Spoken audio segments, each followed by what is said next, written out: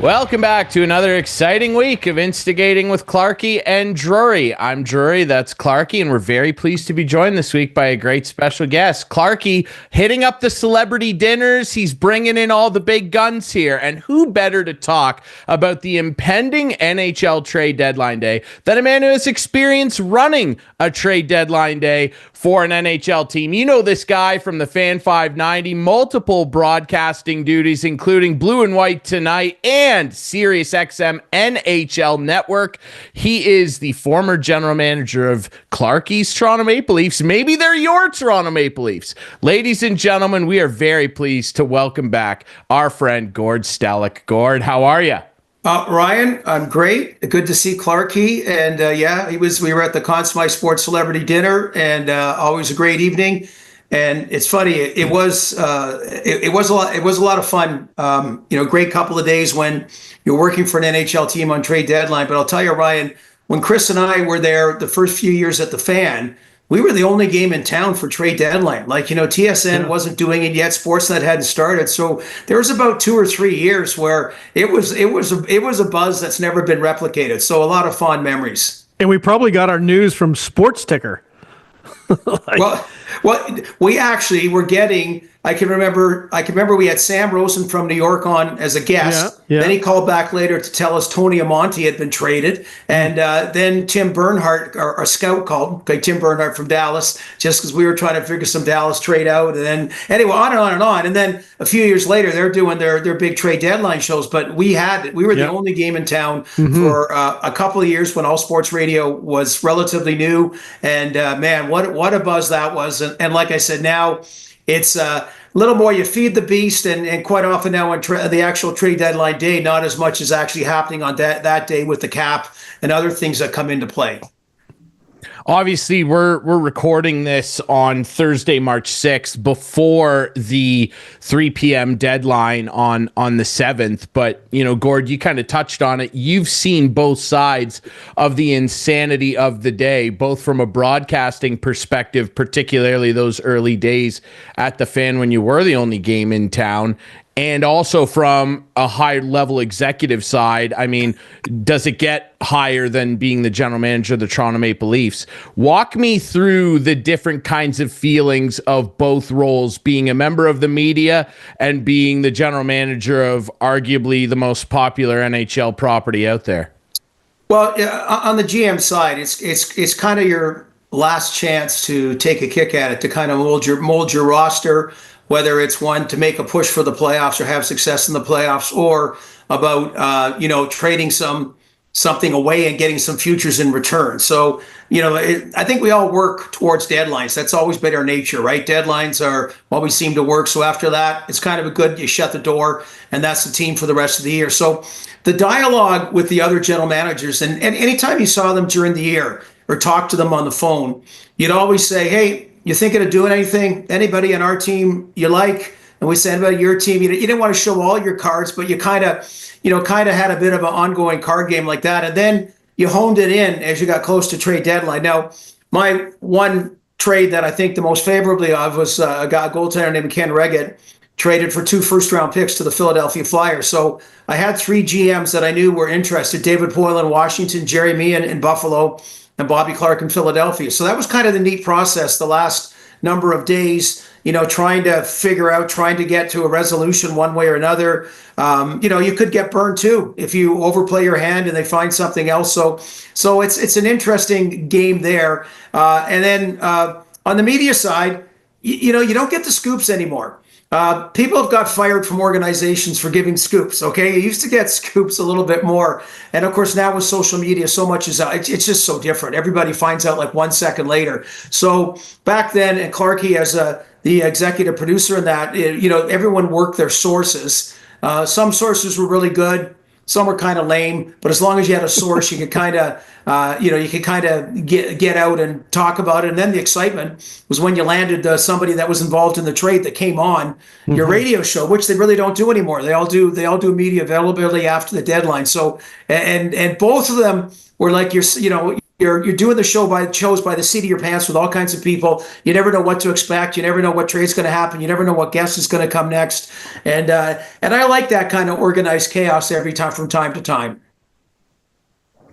Gord, when you look at, obviously the topic du jour right now is the Toronto Maple Leafs. And as we sit here and talk to you, their lack of activity so far, surrounded by division rivals that have been extremely busy. Tampa Bay loading up. They bring back Yanni Gord. They get Oliver Bjorkstrand in the fold. Julian Brisebois, he's just handing out first-round picks. He doesn't care. I mean, I don't think they have a first-round pick till 2029 now. Draft schmaft.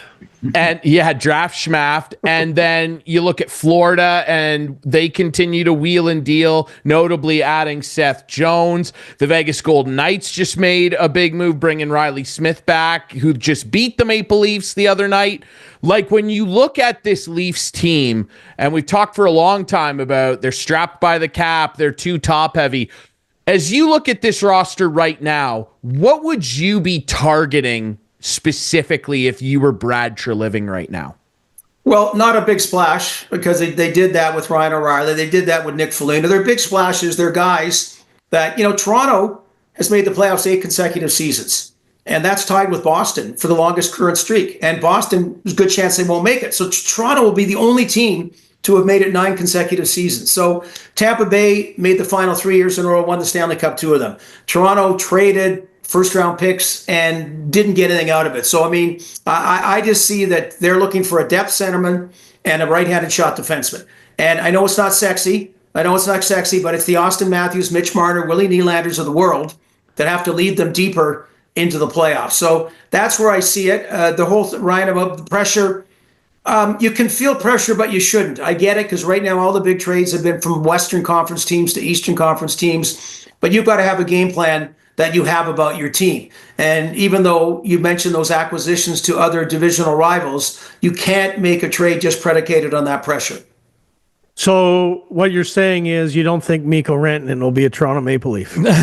Well, Kipper says, well, they never quite said that, but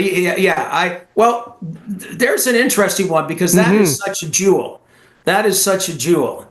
And whoever is going to get him, I believe, even though he has said, now he's probably at this point can't turn around and say, I'm not going to commit to a new contract to Carolina, and then all of a sudden say I'm going to commit to Toronto or somebody else. So you're taking the risk. You're going to lose him as a UFA. Clarkey, that's this is kind of uncharted waters. A guy like that being traded and then apparently being available again. So we're going to see if Carolina feels there's a trade that can mitigate what they gave up to Colorado, or if it's not enough, take a run with them. Mm-hmm. And the word is, Matthew Nyes is the word that they want back. Who knows at the end of the day? But if the Leafs can't re-sign, or if they can't get a deal in place before the deal is made, the trade is made, I don't know. I wouldn't give up Matthew Nyes. No, I wouldn't either. And Clarkey, I remember in whatever the year, I think it was 2000, before Rob Blake got traded from Los Angeles to Colorado, and the Leafs had a trade deadline deal in place with the Kings, but Rob Blake would not agree to a contract beyond that year. And he, as we know, he stayed with Colorado, had a lot of success there. And that's the reason I forget the package, but it was pretty substantial. And I agreed with them, so in that case, if the guy's coming as a hired gun, there's a certain value. If the player's coming and they want more when he's a hired gun because you think you might sign him, well, you got to weigh those factors, what your chances are. But I agreed with the Rob Blake decision back then. And to me, you can't give up the farm for a unsigned Mikko Rantanen. And at the end of the day, how could you possibly get a contract together with this guy in 24 hours? Like, I don't know. What's weird is that, Carolina didn't have one in place before. Now, you obviously it's called tampering, but there's ways to get around it. And, Clarkey and Ryan, every trade, golly gee darn, Marcus Pettersson goes to Vancouver and he signs a 6-year contract a day later. Even when Cooley came to New York Rangers, he signs it. So it's like you're talking to someone and you go, okay, hype through a third party, said hypothetically, if we acquire you, whatever. So the lay of the land. And you could tell by, first of all, man, you talk about he was gobsmacked, and so was Nathan McKinnon, so was Jared Bednar. I mean, they were quite emotional about that trade. So you knew nothing had been discussed, and that's the chance you took. They took it last year with Jake Ensel. They said after the trade they felt good about that it wasn't going to happen again, like Gensel leaving. But then you find out later on, it very well could be the case again. Mm-hmm. Mm-hmm. So I don't know, Clarkey, if you're aware of this news already, but the Maple Leafs have placed Ryan Reeves on waivers. Oh, I'm well aware of that. For the purpose of trade. Yeah, really. That'd free up about 1.38 million, I believe. You know, Gord, as you look at this Leafs roster, there are a lot of it's the Maple Leafs. There's going to be a lot of different takes from a lot of different angles, especially in our world in media. As you look at them right now, and I kind of agree with you in the sense of not making like a big splash, like a Rantanen type deal. And the impetus there would be because they're already supposed to have enough big splash players on this roster to do damage in the playoffs. The problem is that when you make the playoffs 8 straight years and the big splash guys go kerplunk and don't make any ripples in the water, you're kind of dead to rights. If they were to go out in the first round again, barring whatever Brad Treliving is going to do something either during this conversation or after, if they go out again in the first round, like, what would you do if you were a general manager? Mitch Marner doesn't have a contract. Neither does John Tavares. Do you bring one back? Do you bring both back? Do you let them both go? Like, what would you be thinking in mid-April? The Leafs are out in the first round in 6 or 7 games. What would you be thinking? Well, first I'm a glass half full guy, so I'd be on the positive side that finally, they have some success. Because you're right, they're the one, like, you know, Carolina and Winnipeg are somewhat similar cases that they've not had playoff success commensurate with their regular season success. But the Leafs are in a class of their own. I mean, it could affect the Tavares situation. I mean, Mitch Marner's a guy you're not going to want to give up. Brendan Shanahan was at. I mean, I'm talking now. What would it be? When was COVID? 2020. So 2020, I was at a function with Brendan Shanahan. That actually was all the milk guys. Must have gone well because they advertise now on the sweater. So anyways, there's like 1,000 people at the Royal York or whatever. And someone asked that question about yet another disappointing playoff exit. And he goes, well, I know this isn't the sexy answer. I know it's not what you want to hear, but you have to believe in the process and do it again. Well, last year, it was very different. Sheldon Keefe paid a price. Keith Pelly's there, and even Brendan Shanahan acknowledged we can't keep having this happen. So I'll talk to you about it when it happens. You're kind of stuck. You've doubled down on those elite players. Boy, in Brad Treliving's case, you had I guess Jake McCabe was a Dubas trade, I think. Anyway, but you had McCabe, and then you had Oliver Ekman-Larsson and Chris Tanev. You added 3 really good defensemen the last couple of years. So, oh my God, I'm already like saying it. It's kind of like Buffalo Sabre fans are saying it, except it's the regular season. How did we get here again? So that's the point is, never mind winning the Hart Trophy or whatever, have Leaf players in contention for the Conn Smythe Trophy because most valuable player in the playoffs, because nobody's really had a good playoff individually or as a team. And I'm going to keep my optimism for another year. God help me. Clarkey, I think based on, what Gord just outlined, they kind of have to, because they have doubled down on Austin Matthews and William Nylander in the very least. Yeah. Morgan Riley still got a lot of term, but it'll be very interesting what they decide to do if, disaster strikes again and they go out. Because I don't know. It's a dicey situation. Clarkey, is there anybody in particular as a fan that you're looking at that you're like, man, I would really like the Leafs to go after that guy? Well, I do want, I'm not a huge, as you know, Ryan Braden Shen fan, but that is personal. Nothing the way, just an experience I had with him on draft day. But besides the point, I heard he's a great guy. That's fine. He's a good player. But for what they would have to give up for him, from what I hear St. Louis wants, Gord, is this guy worth it? No.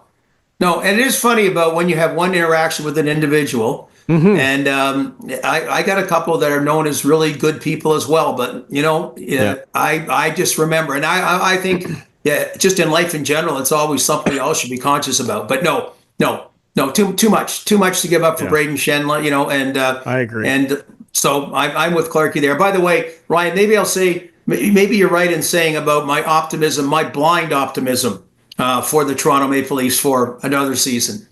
Mm-hmm. Well, look, like it's one of those things that's so tricky, right, Clarkey? Because like we've beat this over the head for years. No, but to me, these guys are good. This is the easier offseason to move on because you have two guys whose contracts are and simply because of that. If Mikko Rantanen hits the market on July 1st and you see Mitch Marner, who would you pick?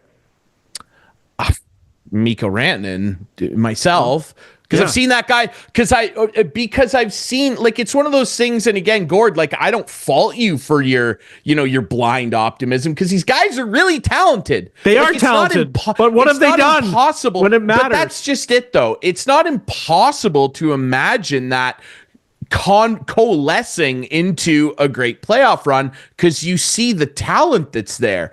It's just that, Clarkey, if you're pointing a gun at me and saying Mitch or Mikko, I have to go with what I've seen. And as much as I love the creativity and the dynamism of Mitch Marner, I've seen Mikko Rantanen be a killer in the playoffs and win a Stanley Cup. He could have arguably been the Conn Smythe winner that year. It's just his teammate did a little more, which is crazy to say. I've not seen Mitch Marner do that. So it's a difficult thing. I don't know what your take is on that, Gord, but I mean, like, yeah, I'm a Rantanen guy all day, despite his struggles. What about both? Right now. What about, you got Tavares' $11 million. Yeah, out of there. The guy they miss is Nazem Kadri. I mean, that was the spice they needed. And and Ryan, you were following. Clarkey and I were working on the media side, like the Pat Quinn Leaf teams with Gary Roberts and Darcy Tucker to go along with Matt Sundin and all that. And of course back in Pat Burns runs for a couple of years, like they don't have enough of that spice. That's what I do like what Matthew Nyes did. The other night. And that's why, in some ways, the Matt Martins and Ryan Reeves of the world and Wayne Simmons really haven't been the great fit because you need more guys that, the Tom Wilsons or whatever that can do it. So, but the one thing they have this year is the best depth goaltending, I believe, in a long, long time. And their goaltending, really their lack of scoring has been their biggest problem. Mm-hmm. But the goaltending back like the Curtis Joseph, Ed Belfour area, it's 6 years. That's why the Ottawa Senators, every year they did to the Ottawa Senators what teams like Boston and Tampa Bay have done to the Leafs the last number of years. So they have that. That's the one thing that's different this year is the goaltending. And their you look at it's been really good. It has been, except the other night. But anyway. When you look at who that first round opponent is, and it could be anybody, but even finishing first and getting a wild card, they'll probably finish first and get the Rangers, and the Rangers could be hot, like the Rangers, President's Trophy winner last year. I'm just saying it's not going to be easy, no matter what, no matter where you finish. It's not going to be easy. You could get the Sens. They haven't lost to the Sens in the playoffs. The other part is not going to be easy. The couple of years where it should have been. I could use an expletive, but they expleted that away. Like the Columbus Blue Jackets. Oh, no question. And the Montreal Canadiens. 100%. So you had that twice. You had a 3-1 lead over Montreal. So anyway, that's water under the bridge. In the West, holy mackerel. You look at the Dallas Stars. What did they have? Bang, bang, bang. So Edmonton was their third team. So they had Vegas first round. They had Colorado second round. They get to the third round. They got Edmonton. It's a bigger dog's breakfast in the Western Conference. So there's about 11. There seem to be about 11 teams that I think is the number that could be a legitimate Stanley Cup contenders to one way or another. And it's going to be no cakewalk whichever you start. The 2 years that it looked like it was set up well for them, they blew it. That's right. And when I hear that though, that there's so many contenders, a trade on deadline day could put a team over the top, but. We'll see. Maybe they'll reunite the Tanev brothers. He's out there. Brandon out there too. Put a team over the top, but he's the kind of player who this town would love, right? Well, he's a guy that would be a great depth piece that would bump somebody certainly out of this lineup. So I've done it. Gord? Your buddy Coolius has done it a few times, Clarkey. The Canadian Macedonian. We're not buddies anymore. Oh, Kidding. we're not getting into that. Say that again. He did what? I was saying the Tanev brothers, your buddy, our buddy Coolius has done it. I've done MC the Canadian Macedonian Charity Golf Tournament in July. The Tanev brothers show up. Steven Stamkos' father and uncle show up, and they have lots of Stamkos stuff, to auction off. So Nice. the very passionate and very large Toronto Canadian Macedonian population would be thrilled to double down on the Tanev brothers. They're thrilled that they've come the last number of years, whatever team they were playing for. I think it's going to happen. It very well could, and he would be the type of guy, you're right, that the Leafs would love, because, I mean, you say what you will about Hogtown and their ups and downs with their star players. Like, they love those lunch pail guys, and, like, you referenced some of the all-timers for them there. Like, when I was a kid, like, I saw a lot more Darcy Tucker jerseys than you would almost see Sundin jerseys. Like, people love that guy, and he was the most Kadri-esque player before Kadri showed up, and they were like, well, he got suspended a few times, we got to get rid of him too much. Back then, like, if you would have walked into the room and been like, Pat, we got to trade Darcy Tucker, he's just he's a little too loose, Pat Quinn would have been like, there's absolutely no way I'm trading Darcy Tucker. And even they had Shane Corson a couple of years, and they had Ty Domi as well.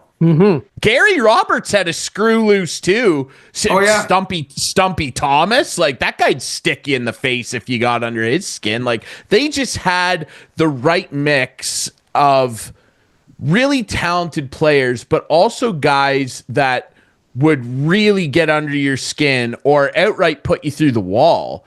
And that's been a talking point for a long time about this team. Like, do their star players do that? I don't really think so.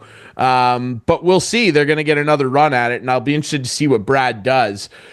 When you look at the rest, like you're talking, there's a lot of contenders out there. There's a lot of teams with plenty of good players, some depth here, holes that need to be filled on others. When you look at the contenders in your mind in the East and the West, are there some teams that come to mind for you based on what you've seen this year that are a cut above some others? Well, yeah. I mean, okay. Well, first of all, Edmonton went to Game 7 last year. Vegas won a Stanley Cup. Colorado slipped back a bit, but they won a Stanley Cup. You also, the Dallas Stars haven't won, but they may be the best team in the NHL. Maybe the best team in the West. The Winnipeg Jets could be the best team. So, I mean, it keeps going on and on and on about these kind of elite teams, and that's why you've seen Dallas make a move. They made a typical trade deadline move with San Jose. They still have cap space. Edmonton, boy, oh boy. I mean, they did make the trade with Boston. They believe in their goaltending. They seem to believe in their team. It's not been a very good couple of weeks for them. So to answer your question, I guess, Ryan, I am curious, because right now it's been West going East as far as the big trades have been. And then the St. Louis Blues were looked to be big sellers, but they may end up being a big buyer making the splash. I mean, they've had kind of the biggest 180 in the last, say, 2 weeks.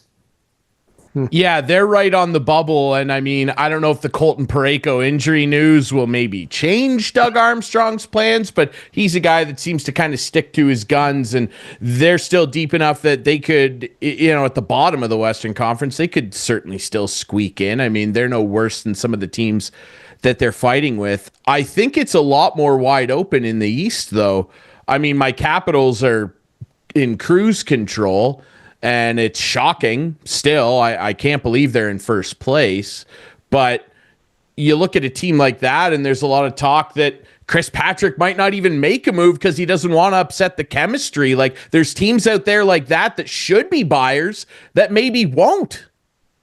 Well, and they have Ryan Leonard coming that looks like he can step into the NHL right away. I wonder, Ryan and Clarkey, about like Detroit, Ottawa, Columbus. Okay, three teams that haven't been in the playoffs for a while. What a big surprise Columbus is. They're getting healthy, but they still have some injuries, and I mean they're there. They're there. It's I think this is going to carry on until game number 82. I love it. I love this incredible glut of playoff teams, around the bubble for the final 2 or 3 playoff spots in the East. So, I kind of wonder if they might make a trade, like if that one player makes a difference from just making it into the playoffs, that's huge. So I'm interested to see what these teams do by 3 p.m. on Friday. Columbus, man, what a story. Like, I'm actively rooting for them to make the playoffs because it would just be such a feel-good story. Like, where they are in the standings is already great considering what that franchise has been through coming into this season. But if they were to make the playoffs, like, they'd have to hold the roof down in Nationwide game 1 there. Like, that place would go absolutely bonkers, and rightly so. Among the players that are still on the trade bait board, and there are a lot of big names out there, who do you think, Gord, who springs to mind as the most likely in your mind to potentially move by tomorrow? Well, okay, so a few of them have, but like we mentioned, some trades have been happening. The Brock Nelson thing was really interesting on the island. Like that was really, and the Islanders are still kind of around there too. And who knows what Lou Lamoriello is thinking, but just his give Shannon Hogan credit for asking the question. That kind of emotion that it was kind of neat. I think Scott Lawton is the perfect kind of piece to move from Philadelphia. Pittsburgh, Rickard Rakell. It seems like he was going to be traded, but now they're saying, hey, if Sidney Crosby's staying, Rakell's pretty good value, 3 years left at $6 million. So, we even though I can't, you got to go for the cup or be rebuilding. They're going to be stuck in the mushy middle, I believe. So, I mean, those are some of the players out there. And then you kind of wonder the Thomas Hertl type surprise that happened last year on deadline day, or are there more Mikko Rantanen? Maybe not the player quite of that caliber. Geez, Philadelphia, Calgary, that was a hockey trade. Frost and Farabee, going, and that was a hockey trade as well, which we normally don't have. So I'm hoping we get a few more of those kind of pleasant surprises or action, whatever term you want to use. You touched on the Penguins. What do you make of them acquiring Luke Shan and trading Michael Bunting? Like, it just seemed weird. Yeah, I don't get what they're doing. And when they talked about they've got no youth. They don't have any youth. I know, and unless they think they can flip Shen, but it's funny. They should. Kyle Dubas was, Paul Beeston's son David Beeston was running that team for the Fenway Sports Group, and I think he thought that Kyle Dubas was going to be a Theo Epstein hockey clone, and they expected to battle for another playoff again, and it's not happening. And people in Pittsburgh get pissed when you talk about Sidney Crosby playing elsewhere, but I just say it selfishly. I respect him. He can live where he wants to live. I get it. But I want to see our best players going deep in the playoffs. So is the last we're going to see a Sid in meaningful games next year's Olympics? I don't know. Yeah, no, what's right for that franchise is to trade him 1,000% in my mind. Well, I get the respect they're showing him, but at some point, he was just in Colorado, they lost 4-1. Maybe did it kind of hit him that, hey, my buddy Nathan and we played together and we hang in the summer. We played together in the four. I don't know, but anyway, we'll see. On the subject of Sid, I'll drive Clarkey a little crazy with this. Greg Wyshynski from ESPN tweeted earlier today, tired. Sidney Crosby to the Colorado Avalanche to play with Nate McKinnon. Under it, he tweeted, wired Sidney Crosby to the Capitals to play with Ovi. Now, let's rein the silliness in. I could never see that happening. I'm just saying, if it did, and here's what it is with the Caps this year, too. They've been quietly, running along with this surprising season. They've been very quiet in trade rumors. And to me, that kind of signals almost, Gord, that maybe they'll be the team to make that Hertl-esque surprise move, because they're not really being talked about on being in on anybody really right now. Yeah, I was saying that this morning on my NHL morning skate show, because they're a team that's done the most tinkering, for want of a better word. There is a better word, I guess, but just, and they kind of got forced it with Backstrom, Kuznetsov, and TJ Oshie situations. And just very quietly, they added some pieces, and the Pierre-Luc Dubois. There's one. Is there one? Is there one like that tomorrow? That was a big eye opener when that happened, and other guys like Tom Wilson stepped up to a bigger role, and just little. And of course, goaltending's huge, right? The goaltending's been huge, but yeah. And so, is there another one? Why not the Washington Capitals? The East is the weaker conference, so if you can get that one player, I doubt it'll be Sid, like you said. But quite like sleeping dogs lie and then they jump. And your buddy, who you have on your show all the time, Brucey Boudreau. I love the fact that he says if the Leafs played the Caps in the Eastern Final, he'll be working for the Caps broadcast, but cheering for the Leafs. So I love that. But isn't that a guy? Fine. And like when the Leafs, when he was up and down all the time, was it Newmarket in Toronto? Anyway, wherever he was, he kept going up and down to the minors. If there just seems like there's a guy who the Leafs could use as a fourth coach or something, it would be him. Yeah, I agree. Like, they had Paul McLean in that documentary, whatever. Yeah. I think there's some value, a special kind of value that he brings. I don't think Craig Berube would feel threatened because he was a former head coach and whatever. But I think Clarkey, that there's just about like knowing the lay of the land, and people will talk about Cito coming back a second time or John Gibbons coming back a second time, and they were the head guy, which Bruce wouldn't be. No. But I think big time. I think it's one of those little things that would be a big thing. Yeah. Anyway. In the very least, a power play specialist, right? Bruce, there it is. He knows how to run a power play. I'll tell you that right now from experience. Quickly before we let you go, Gord, I have to get your take on this. It's the biggest talking point in the game right now. A guy that Brucey used to coach. Ovi's 10 away, man. Like, can you believe it?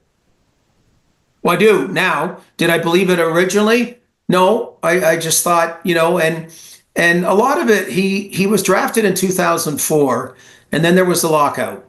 And the rule changes helped get 50 goal scorers back again. That Wayne Gretzky's era, goals were extremely plentiful, okay? And goaltending, the caliber was nowhere close. But as Wayne Gretzky said a couple of years ago when we had him on our show, his durability's been phenomenal. And this year, that injury is he's had very few and far between.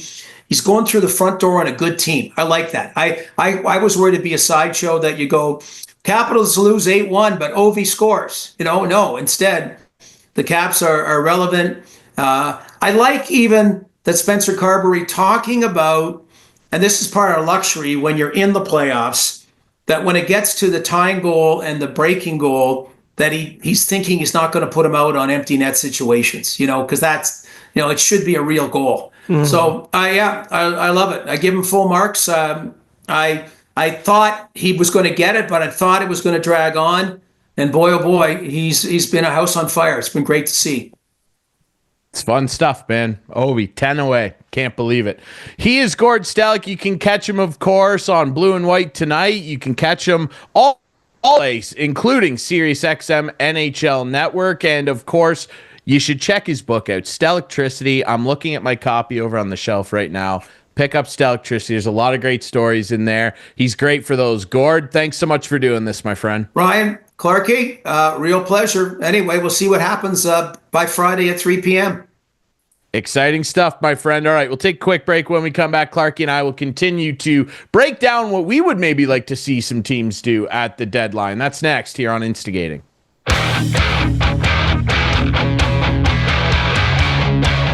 Welcome back to Instigating with Clarkey and Drury. Thanks so much to our friend Gord Stellick. Of course, you can catch him on NHL, SiriusXM, NHL Network. You can catch him on The Fan.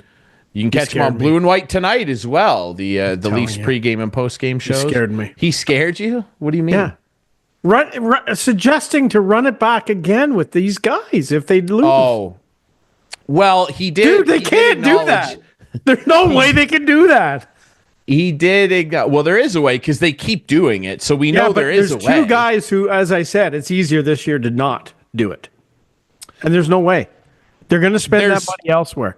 And I've said before, much to the chagrin of our friend Steve Papp out west, who we'll check in with Steve again before the playoffs, get a lay of the land in the referee world, because I know that's your favorite. Wow. And, look who got in trouble with the refs again this week.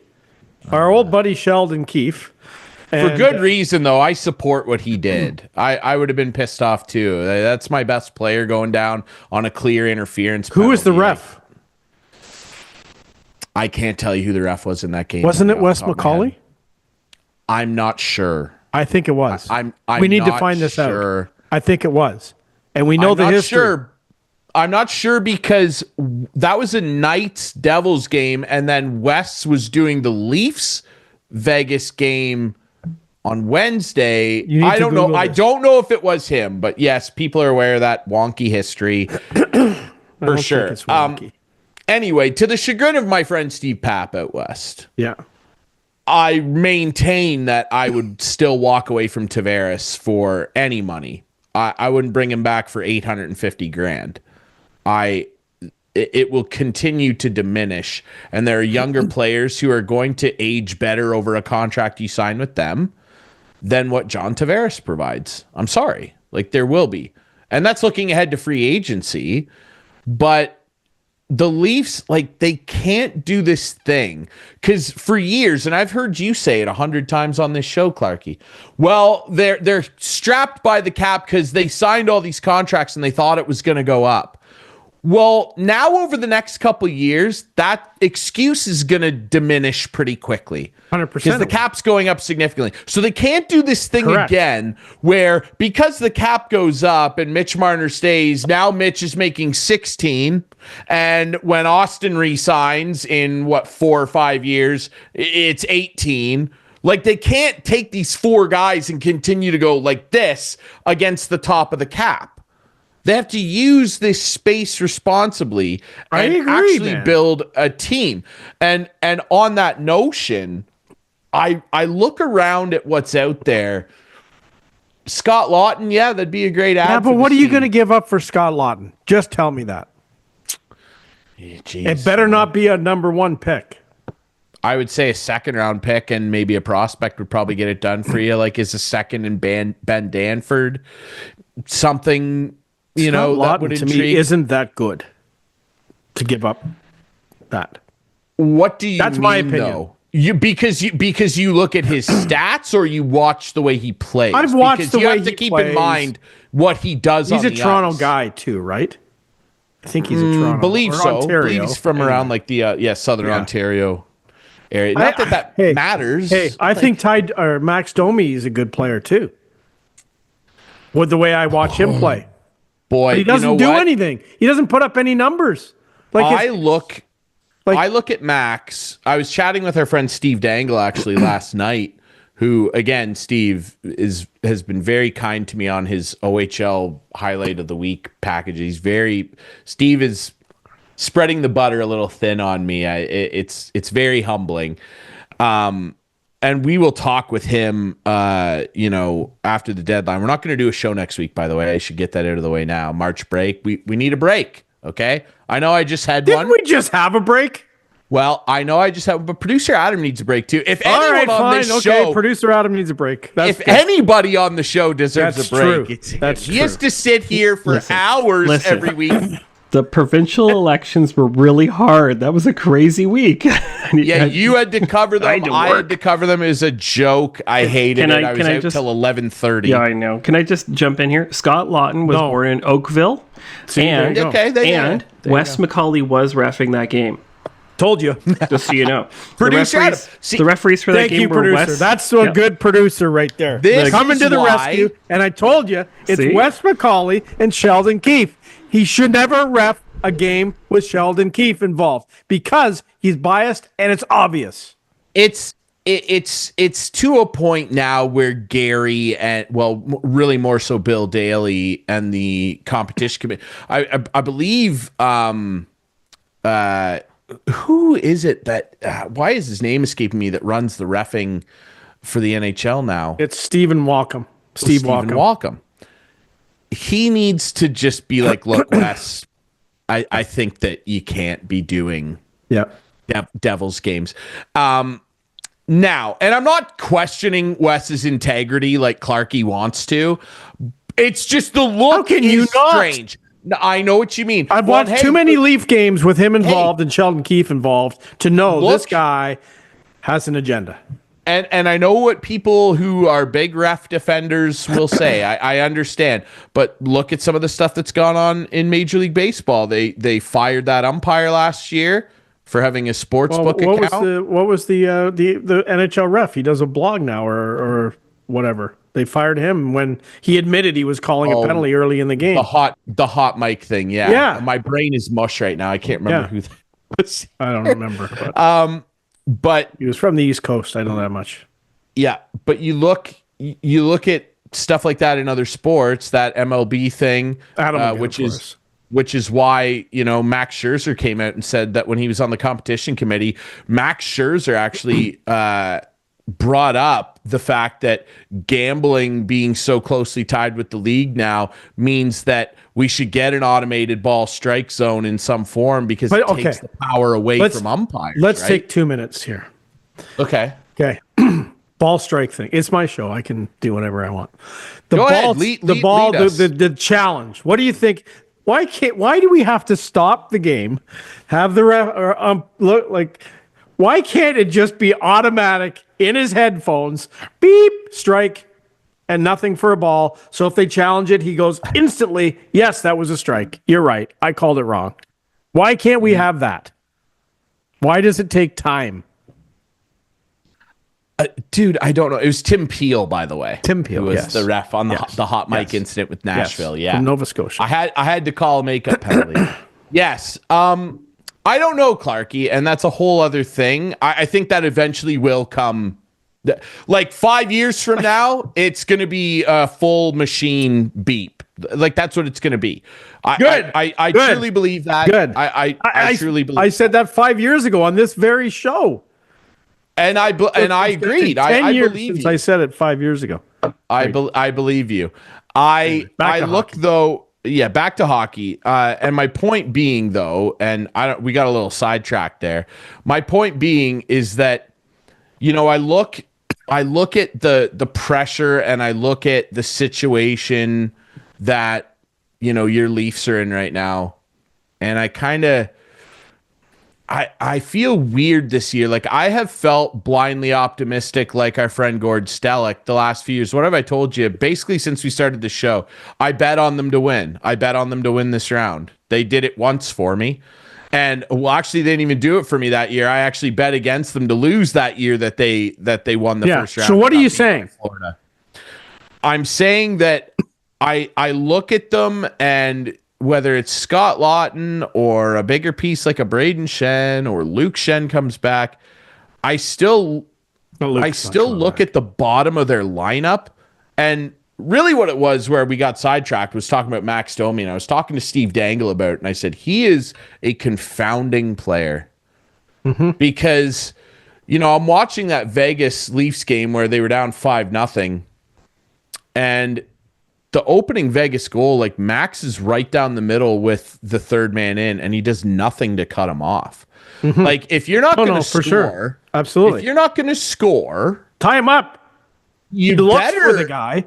And, and your last name's Domi. Like you can't have the last name Domi in a Leaf sweater and not try hard. Oh, hey, man, I agree with you 1,000%. But are you trying to say a guy you that don't would easily think get pushed out of the this lineup, team can do anything because of the... Like, what are you trying to say? It's not that here? Because look at what Florida and Vegas are doing. Vegas just got Riley Smith back. I know. Like you can manipulate and get retention from other teams, but of course, when you do that, you have to dole out more picks, unless you're the Chicago Blackhawks for some reason. There are ways to do this. The only reason people were going, oh, wouldn't it be neat if Rantanen went to Toronto, was because his salary's already been retained once, and then Carolina would do it again for you, reducing it even further. There's ways to do this. Brad Treliving just would have to get very creative. And the only avenue that I would disagree with Gord on a little bit is being willing to pay what some people might look at as inflated prices right now in terms of giving up first round picks or an Easton Cowan or even a Fraser Minton. Tampa had to give up. Like that was insane. If that was the Leafs, they would have got roasted. But you know why Tampa can get Julian Breezewald can get away with that? They have a banner because they won Stanley Cups. I get that. Multiple banners. I get that. Multiple banners. I get that. And they were aggressive before they got the banners. And then when they got the first one, they doubled down even harder with a similar trade that brought Brandon Hagel to town. And he's a rock star in Canada now after what he did at the Four Nations. And they won again. Oh, and then the next year they went back to the final.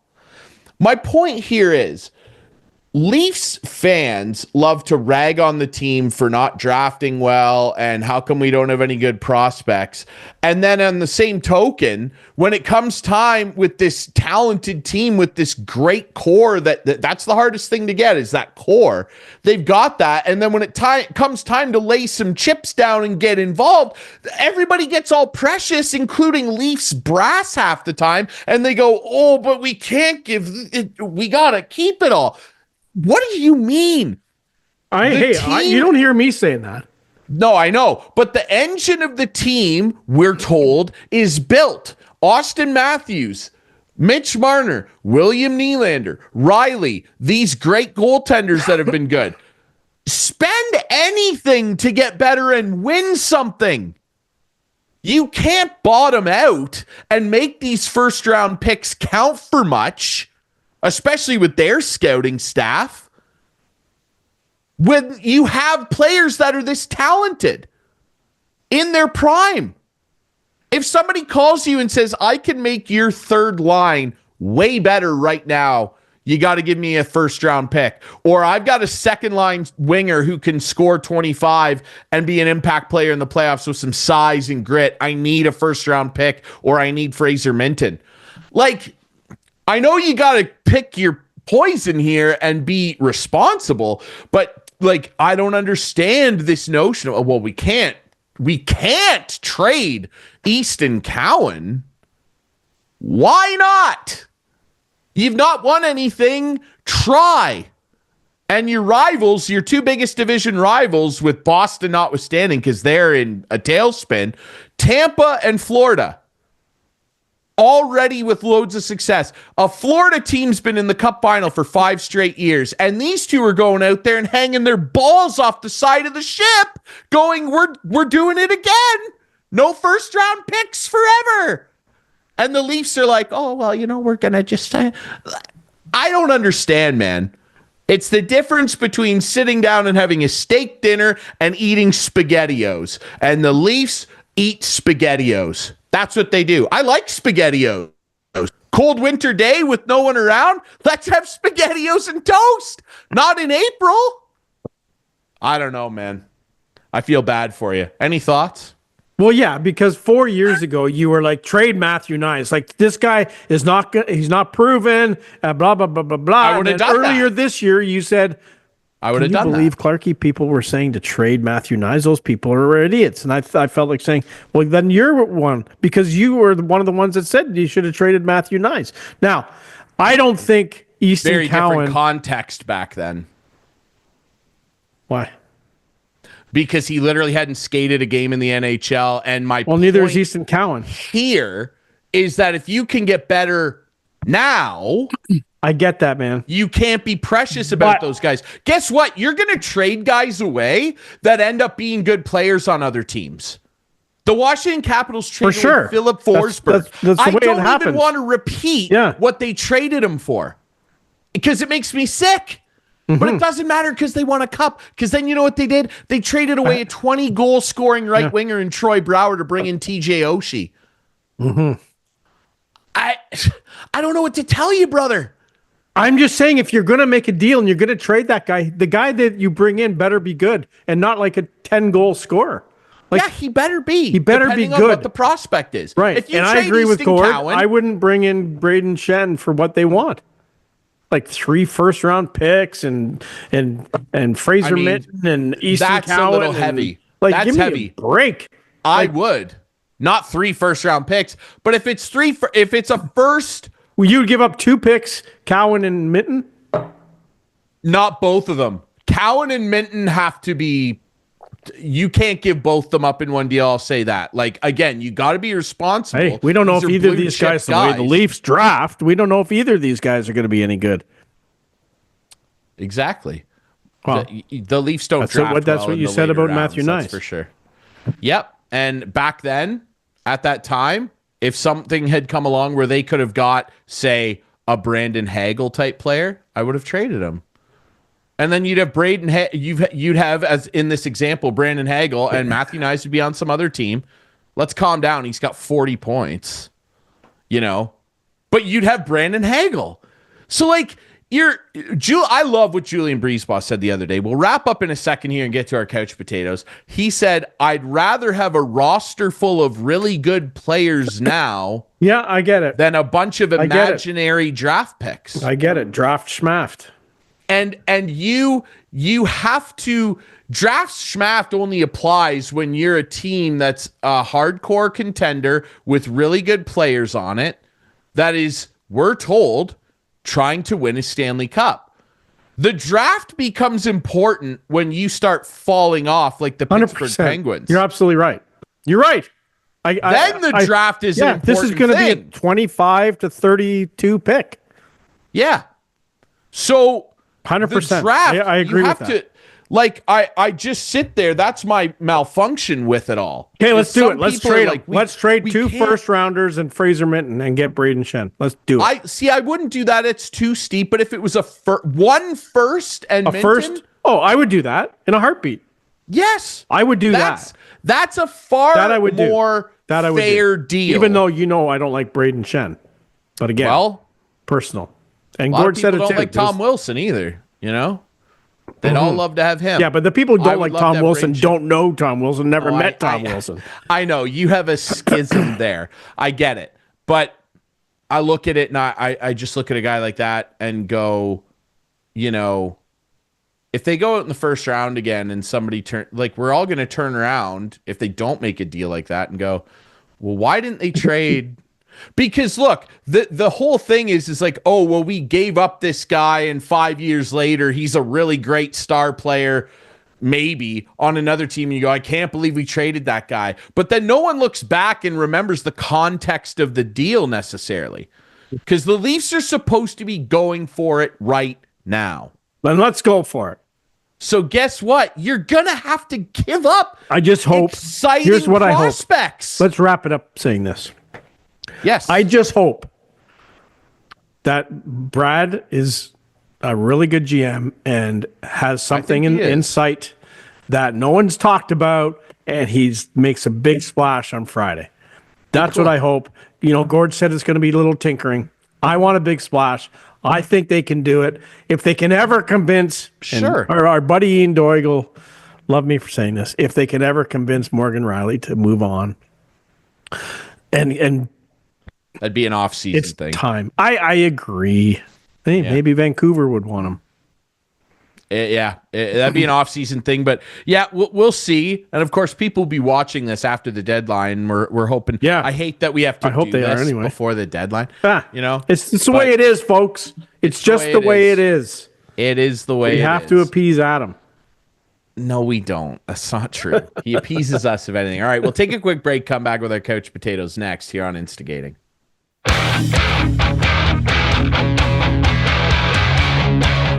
Back to wrap things up here on another great week of Instigating with Clarkey and Drury. Thanks again to our buddy Gord Stellick, longtime hockey executive, broadcaster. We go back a long way. Yeah, you guys really do. You got the nickname and everything, the doctor. Yeah, it's Dr. good. G. Yeah. Check his book out, too. Stellictricity. Am I in it? It's a really fun book. I think you are mentioned. I haven't read it in a couple of years. I should pull it off. I should pull it off the shelf. Well, is there an audio book? I'm not sure if there's an audio book of it. Okay. Text him. You got his number. Anyway, it's couch potato time, Clarkey. It is. We let you go first all the time. We're going to do it again. What do you got? My name's first on the show. That's why I go first. Yeah. Well, okay, here's the deal. I don't want this guy to be a couch potato. Okay? Right. So that's why I'm saying he's a couch potato, but please don't be a couch potato. A bad one. Adam, put it up. Brad? Brad? Brad, don't be sitting on the couch Friday. Please don't be sitting on the couch. Be on the phone. Get the 3 phones going. Get everything involved. Make this team better. Make this team a contender. You're already right now the second best team in the Eastern Conference, tied with Florida, ahead of. Well, they are. Yeah, for sure. Keep going. What do you mean? Why are you laughing? Keep going. Keep going. I don't understand why you're laughing. It's points fine. are points. That's the way it goes. Yeah, for sure. Okay. Keep going. So, Brad. You want Brad to be well done, Brad. Kick your feet up for a good job, Couch Potato. At 3 o'clock. At 3 o'clock, he can be the couch potato. How's that? Not kick it up, get a cigar if he smokes cigars, and say, "I done well." That's what I'm hoping. I've had my feet up all day since 8 a.m. and I did doing nothing. He cannot do nothing. At 3 o'clock, he can be the couch potato. That. That's good. That's good. That's a good way to put it, Brian. To quote our friend Steve Dangle. Yeah. Brad. Right? Exactly. I can't do it like Steve, and I also don't want to blow out anybody's speakers here or my mic. So, Brad, let's go. Let's go. Make us all proud and make us a champion, please. Please, God. I mean, it's about time, right? Why do you laugh when I say they're the second best team in the conference? Because I don't think they are anymore. Oh, okay. I think Tampa and Florida are better than them. I like their rosters better. I think they're better than the Capitals, but they just have more points. So, anyway, go ahead. Yeah, the Leafs are better than the Caps for sure. Yeah. Anyway, yeah. So my couch potato, very simple here. Look, we were talking about curling last week. We're going to talk about curling this week because my friends, the Rowdens, their daughter, who's in high school, I think she's a junior in high school. I mean, Ellie's growing up so fast. Ellie Rowden skipped the Norwell Varsity Reds to a CWOSSA high school curling championship. Adam, we've got photos here. We got it all. There's Ellie holding up the trophy. Look at that friggin' trophy. It's almost as tall as Ellie. It's incredible. So the congratulations to my good friend Ellie. Don't forget me when you make the Olympics someday. There's the team there that she skipped. Don't forget us. Lost the title. Right? Don't forget us. Forget us. Well, she'll be on the show. Ellie, when you get to the Olympics, you gotta hook up the Instigating crew. We need good seats. I'm not even saying front row with mom and dad. Just some row. When you're on the Olympic team, please don't forget us. There's the whole team there with no pressure. No pressure, Ellie. No pressure. Well, she doesn't feel pressure because unlike the Maple Leafs, she closed the deal. She won. Right. There's a plaque. She got it done. I can definitively say that Ellie and her team are the best local high school curling team around. There's no debate when you hold up a trophy, ladies and gentlemen. Congrats to Ellie. She's the best. I actually stayed with her and her family years ago, just before Kate and I met for a little bit. They were very good to me. And Ellie, it's incredible to see how much she's grown up and just always had the curling bug. Gymnastics and curling were her thing, and the curling seems to be working out. And I know the Cottrells are familiar with her too. They've been out with her before as well. So how about that? Curling championship. That's awesome. Clarkey, do you think you could? How's Gushu doing, by the way? Goose doing really well. As we record this, that's who I have. I think he beat Dunstone. He beat. I don't think Cooey's doing too well. My guy Kevin. Yeah, we'll have to review this next week, Adam. I might actually win something. We're not going to review next week because we will be off. Oh, we're off next week. That's why we're off. Back, I get it. When we come back. Why. I'm about to win something on the show, and Ryan has decided we're not doing a show. Okay. This guy's such a baby. Anyway, all right. I'm not a baby. Ladies and gentlemen, next week we will not have a show, but we'll be back the week after, and we'll be gearing up for the NHL stretch drive, NFL draft around the corner, the Masters. Luke Wilson, maybe. Luke Wilson. Say no to Geppetto Bot Farmers, ladies and gentlemen. Exciting stuff coming up on the show where you can watch it Friday nights at 8, Sunday nights at 9, except next week with our friends on Whiteman TV. That's Channel 6 for Whiteman subscribers. Enjoy your March break, okay? We all need a break. We debut on our YouTube channel Friday nights at 9. Follow us on social media at Instigating Pod. And, of course, find the podcast on all your favorite podcast apps. I'm Drury. That's Clarkey. This has been Instigating, and we'll see you in a couple weeks. Go Leafs!